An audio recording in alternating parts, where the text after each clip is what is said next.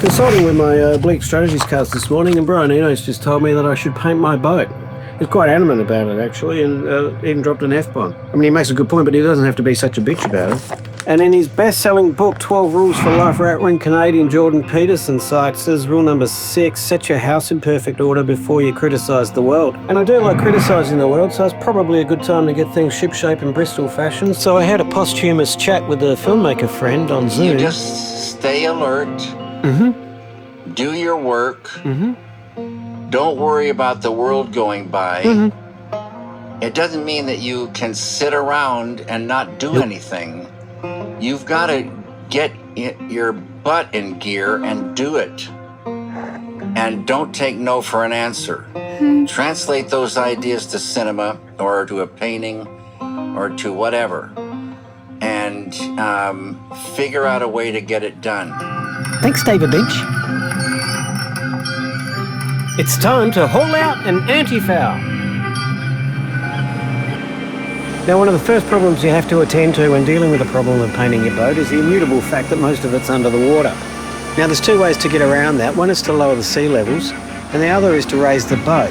The problem with that is that Peter Robin weighs over 7 tonnes, and Max at the yard said that was too big a job for 3 blokes, so he decided to use the crane.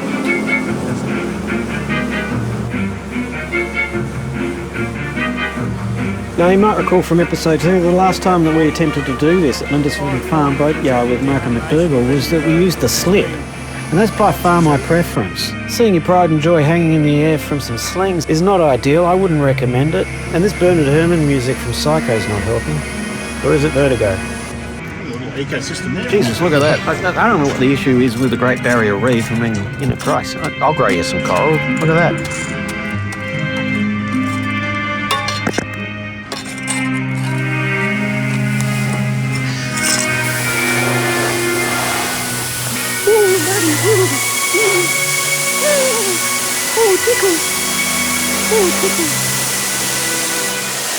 Oh, bonus. Save that for Ron.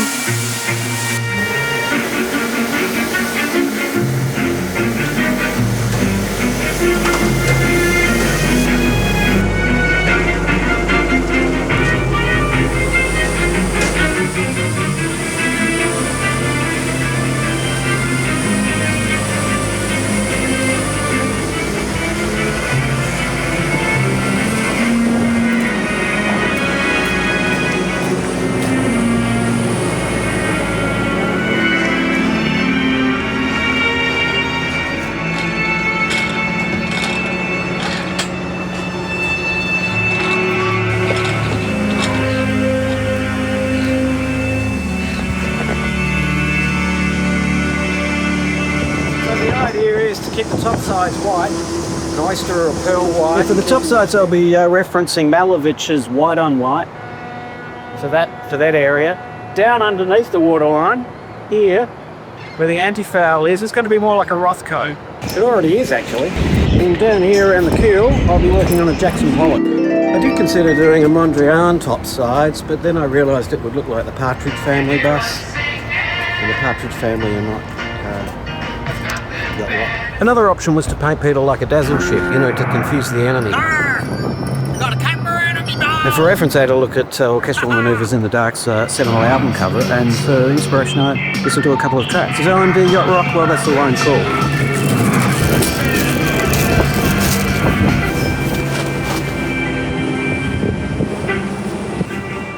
Safety first is my motto, so unlike the abstract artists of the 20th century, I'll be donning the appropriate PPE, or personal protective equipment, and that includes overalls, gloves, and a mask. I haven't worn a mask since the pandemic, and apart from the sundry safety concerns, like dealing with toxic chemicals, etc., the other great thing about wearing a mask is that you can do impressions of Tom Hardy and Christopher Nolan films. That would be very painful for you. 42, I have you in my cork. I have no eyes on 40 leader, over. No. It's 40 leader, over. I didn't see a shoot. Record his position. Then set heading 128 height.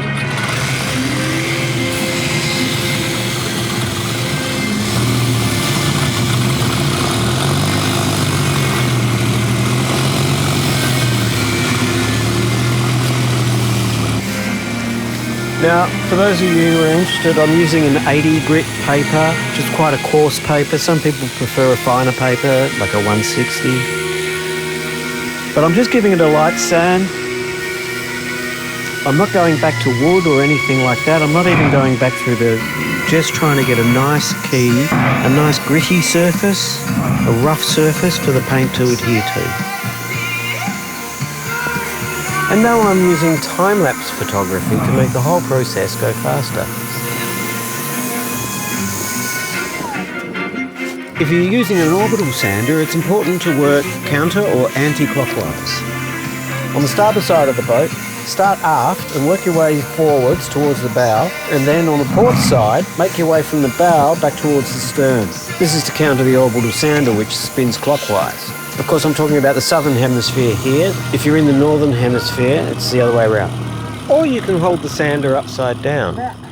Now when you're sanding your boat, especially your top side, I can't stress this enough. But what you really make my soul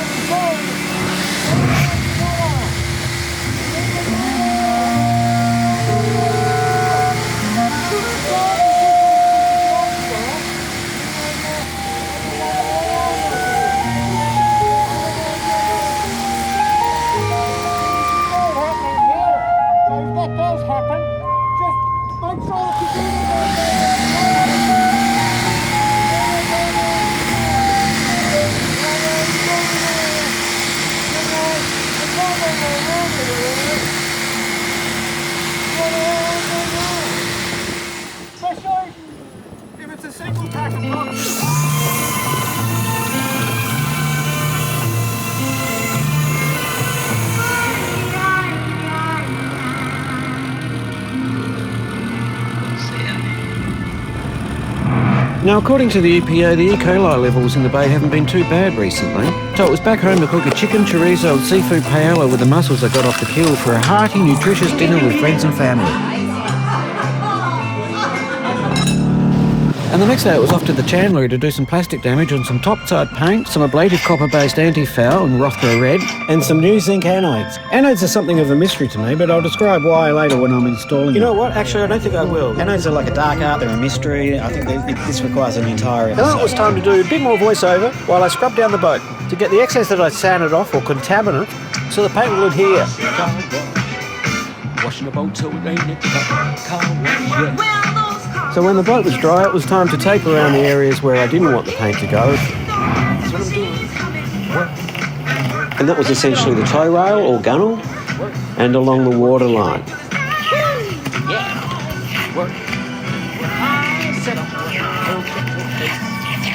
Coming up in the next hour, we got back-to-back Downsy, sport, rock and comedy. Oh, and painting. This is a technique that I picked up on YouTube called ticking. Sort of cross-hatch with the brush. Hopefully the paint just sorts itself out. Getting a few drip marks. But the thing is, so did Rothko. Rothko had the same problem. It's a bit annoying. Except I'm working on the Malevich section here, and Malevich's work was pretty tidy. But otherwise I find painting quite meditative, you know, quite relaxing. Except your mind wanders a little bit and you start thinking about things like, why don't police helicopters have sirens? Is there an abbreviation for acronym use disorder? Why does coriander taste like soap for 11% of the population? The ADHD while you're painting can get a little bit distracting, but once it's done, then comes the best bit. The most joyous moment of boat ownership by far, apart from actually sailing the boat. And that's peeling the tape off. It's at this moment when the ADHD sufferer can delude himself for at least a few minutes into thinking he actually has obsessive-compulsive disorder. And what a welcome relief that is.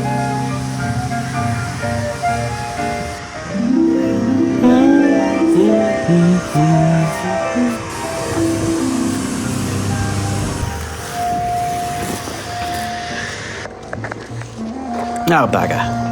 Only one drip. So much for the joys of OCD. You're just painted the side of the boat, haven't you? This handsome rooster is Christian. Painted the side of the boat, haven't you? Yeah. He works for local shipwright FJ Daly. Oh, that's okay. Just do you. I was just gonna do some grinding. Go on. And he's here to fix the cockpit combing, which is beyond my skill set and pay scale. What I was thinking of doing is putting a scarf in here. Yeah. And then a scarf in here, and I started scraping the paint off here, and there was a scarf. It's already happened. Yeah, this has obviously been laminated. You know, this part of this is laminated to here. So what I'm sort of proposing we do is I cut this scarf off again, and then put a scarf in here as well, and then just replace that whole piece of wood. And you're right about the water leaking into here. There was glass there, but it's all delaminated because it's only polyester and chopped strand. Yeah. So once we get that out, I can have a good look at the back of this and the condition of the deck. I did have a quick look underneath. It doesn't seem to be, there's no like soft bits, so hopefully we've got it in time before any rot was sort of set in. Yeah. Now, just like you, I didn't understand very much of what he just said, but he sounds like he knows what he's doing. Yeah. Yeah, because this kind of looks just like plywood that they've used. You know, obviously they've laminated it into this shape. And on top of being very handsome, he's also a very personable and affable chap. Yeah. Anyway. What's happened is Rod has set in around the combing, apparently, because Sir Nigel Warrington Smith, who designed the boat, was very, very fond of a generous shear in his decks, which is lovely to look at, but the problem is that water pools after rain, and well, that's not good, because, you know, it gets in around the combing, and fresh water is a problem. Salt water's okay with wood, apparently, but fresh water's a mongrel. Oh. It's salt. And you know, in the old days, people used to throw a handful of salt into the bilges and they called it pickling. Fun fact. Now, watching even someone as nice and affable as Christian take to your boat with a hammer and chisel does tend to get one philosophical. And you start thinking about Theseus's ship, for example. And if you don't know what I mean by that, you can Google it. Oh, ah. And then you start wondering about what it would look like if you bought a fiberglass boat instead, or steel, or aluminium. Less romantic, sure, but you wouldn't be confronted with this. This is horrible to watch. So I've dug all the rot out within the deck and put a patch in it, dried it all out really well, got rid of all the rot. Everjeweled everything and glassed it basically. And tomorrow I can remake the combing, bolt it through the deck. Yeah.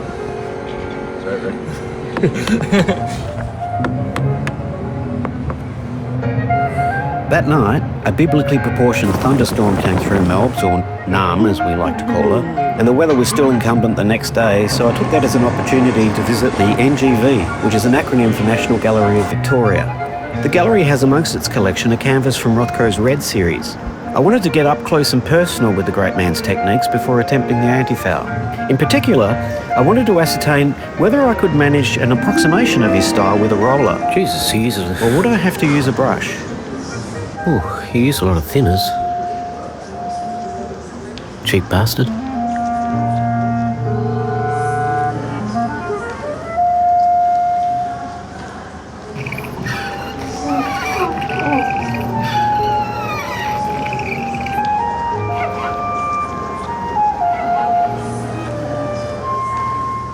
Frustratingly, the wall text didn't include this intel. It mentions the use of glue, synthetic polymer paint, and resin, but not thinners. Righto. Fair enough. Good on him. Fortunately, the weather was on the improve while I was getting myself cultured. So it was back to the club, back into work gear, back on the tools. Say this to my great shame, but since taking custodianship of Peter Robin, I've run aground 3 times. Count on in the Geelong Channel, which is a bastard of a place to try sailing. Once when I stayed overnight at Rye Pier, and once off Point Ormond. Not ideal, but I was only touching sand. Still, if you have a look down here, there was a little bit of damage under the keel to the epoxy sheath that's here, and I've filled this up with builder's bog, which is not ideal, but I'm going to epoxy over that, which I've done here in another spot, and that's worked out fine. Keel is known as the devil, as I explained in episode 6. So the devil's business down here is the devil of the job.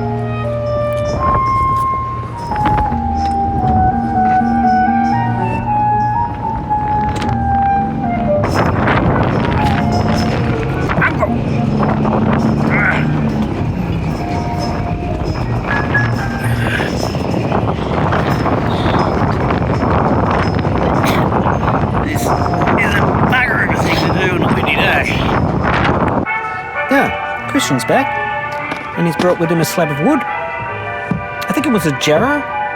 He did mention what it was, but I forgot. It's a hardwood anyway, so that'll be resilient, hopefully.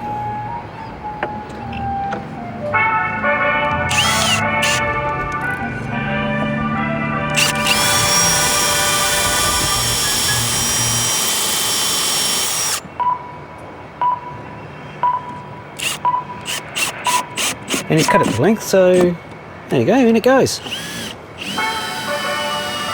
Done. Well done, Christian. Good on you. Now, I'll be working under the boat today, so I've donned the protective gear again, and I won't be ticking with the brush. I'll be using the rollers for the anti-foul, and I've got two calibers. I've got the 50 cal on a stick and a little 9mm handheld.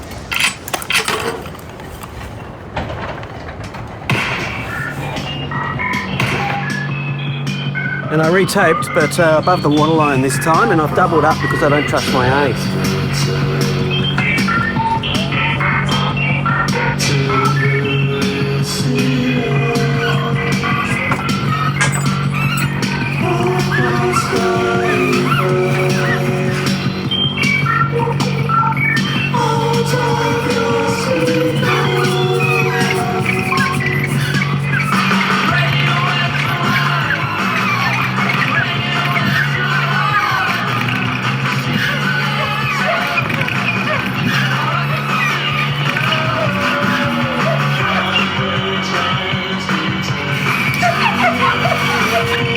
I never knew why there were always office chairs lying around in the yard, and now I do. All right, going to do a little experiment.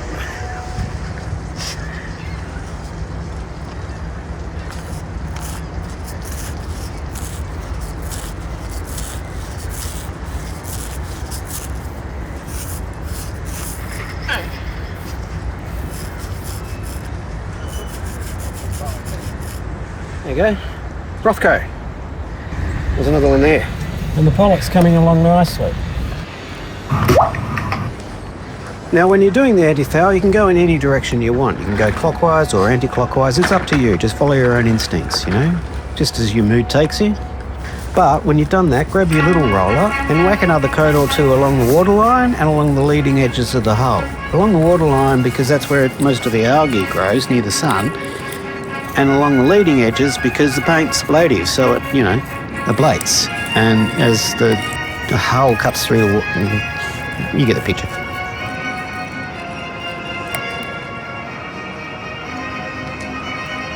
With the second coat of anti-foul applied, it was time for what I've already mentioned is my favourite bit, and that's taking the tape off.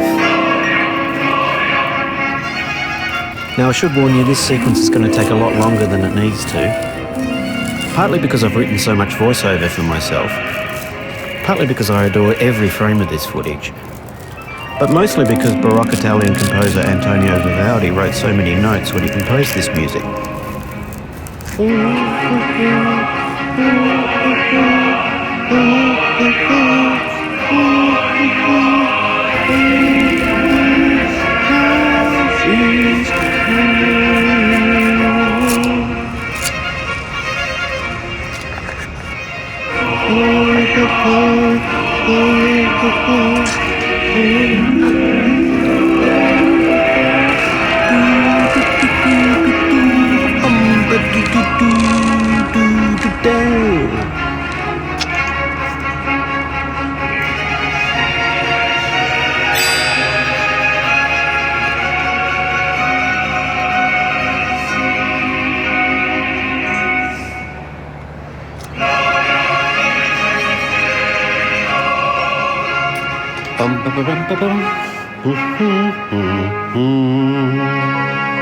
I love me.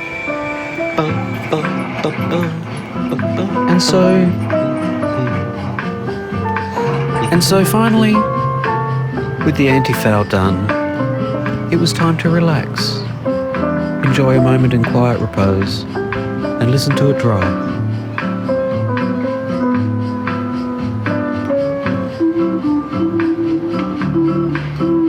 Anyone who says listening to paint dry is boring has clearly never painted a boat.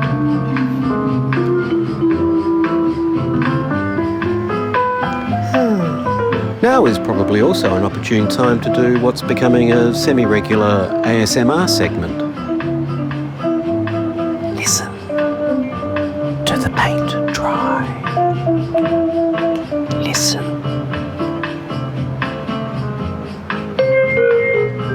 Drying.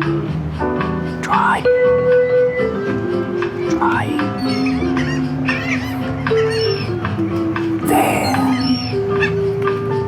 It's getting drier. Fucking seagulls.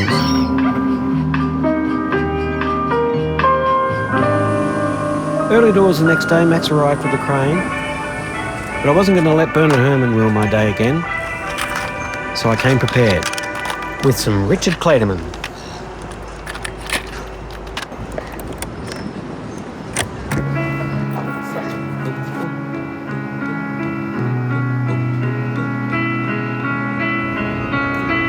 Now I've missed a couple of spots where the stands were, here and here. So a quick touch-up, so quick in fact it's time-lapsed. And also another quick coat under the keel.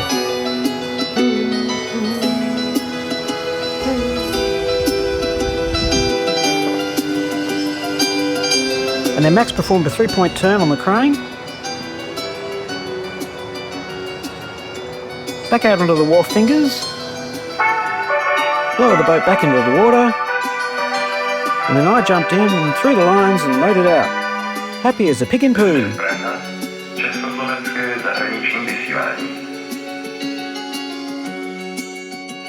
Look at that dumb shit-eating expression on my face, savouring the joys of wooden boat ownership, even though there's a lot more maintenance involved, as you've just seen. So here's the logo for the show, and here's the graphic reminding you to like and subscribe and hit that notifications bell. Thanks for watching, bye.